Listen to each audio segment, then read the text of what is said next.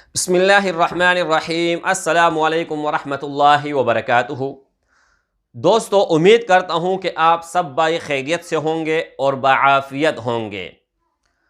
آج کا جو ہمارا ٹاپک ہے یہ ہے کہ اگر آپ کا شادی کہیں پر نہیں ہو رہی، رکاوٹ ڈالی ہے، کسی نے جادو منتر سے رکوایا ہوا ہے، یا آپ کے مقدر میں ابھی تک کوئی اچھا من پسند رشتہ نہیں آیا، تو انشاءاللہ میں یقین کے ساتھ کہتا ہوں کہ 7 سمندر پار اگر رشتہ اللہ نے لکھا ہے وہ خود چل کر آپ کے قدموں میں آئے گا۔ لیکن اس کے لیے 2 شرطیں ہیں۔ ایک یہ ہے کہ آپ بھائیوں نے اور بہنوں نے اس کو مس یوز نہیں کرنا ہے، غلط استعمال نہیں کرنا ہے۔ ان کے لیے میری طرف سے کوئی گنجائش نہیں اور کوئی اجازت نہیں۔ ایک بات ہو گئی۔ اور دوسری بات یہ ہے کہ اگر کوئی کہتا ہے کہ مجھے اجازت مل جائے تو ہر کسی کو اجازت یہ ہے، لیکن شرط یہ ہوگا میرے بھائی کہ اس چینل کو آپ نے سبسکرائب کرنا ہے، اس ویڈیو کو لائک کرنا ہے اور اس ویڈیو کو اول سے لے کر آخر تک دیکھنا ہے۔ پھر دیکھیں کہ ایک دن کے اندر جس وقت آپ عمل کرو گے اس وقت اگر آپ کا رشتہ نہ ہوا تو پھر مجھے بتانا۔ یہ بھائی ایک چھوٹا سا واقعہ میں بتاتے چلوں۔ یہ واقعہ اگر آپ سنو گے تو آپ کا ٹائم ضائع نہیں ہوگا، بلکہ آپ کے علم میں اضافہ ہوگا اور یہ وقت آپ کا قیمتی ہوگا۔ ایک صحابی تھے، وہ تجارت کی غرض سے شام جا رہے تھے، تو میرے بھائی راستے میں ایک کلی ملا۔ تو کلی نے جیسے دیکھا کہ اس کے پاس مال ہے، دولت ہے، سامان ہے، سامان ہے، تو اس کو میں کسی طریقے سے ڈاکہ ڈالتا ہوں اور یہ میں چرا لیتا ہوں۔ اور کلی کا کام یہی تھا کہ جو بھی مسافر آتا تھا تو اس کو راستے میں لوٹتا تھا۔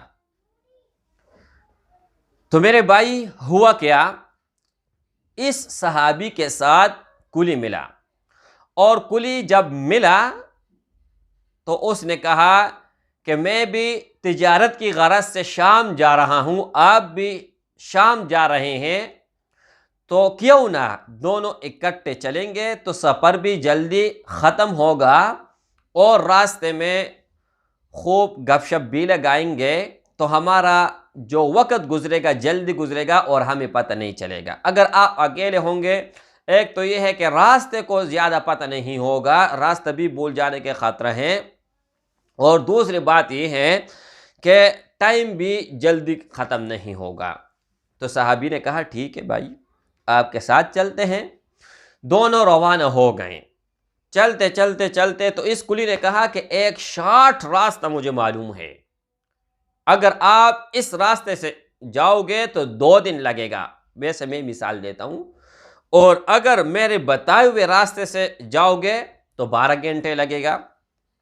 تو صحابی نے کہا کہ یار ہم اپنے وقت کو قیمتی بناتے ہوئے اس شارٹ راستے سے چلتے ہیں، لیکن کلی سے پوچھا کہ بھائی اس راستے پہ میں کبھی نہیں گیا ہوں، یہ مجھے معلوم نہیں ہے۔ تو کلی نے کہا مجھے معلوم ہے، اگر آپ کو نہیں معلوم تو مجھے تو معلوم ہے نا۔ اچھا، تو اس راستے پر چلتے چلتے تھوڑی دیر سفر کیا۔ سفر کرنے کے بعد جیسے آگے پہنچے تو سمندر تھا انسانوں کا، دڑ ایک طرف اور لوگوں کا جو سر تھا وہ دوسرے طرف۔ تو صحابی نے دیکھا اور پریشان ہو گیا۔ تو کلی نے کہا کہ پریشان ہونے کی کوئی ضرورت نہیں ہے، ان سب کا حشر میں نے ہی کیا ہوا ہے، ان سب کا سر میں نے ہی قلم کیا ہوا ہے، اور اب آپ کی باری ہے، آپ تیار ہو جائیں۔ تو اس نے کہا کہ آپ نے میرے ساتھ اچھا دھوکہ کیا، اگر آپ ویسے کہتے تو سارا ساز اور سامان میں آپ کو دینے کے لیے تیار تھا، بلکہ میں آپ کو ہدیتاً دے دیتا، لیکن آپ نے یہ اچھا نہیں کیا۔ اب بھی میں کہہ رہا ہوں کہ یہ سب چیز لے لو، لیکن مجھے جانے دو، میرے بچے میرے گھر میں انتظار کر رہے ہوں گے۔ میری بیوی گھر میں انتظار کر رہی ہوگی، میری ماں باپ انتظار کر رہے ہوں گے، مجھے جانے دیں۔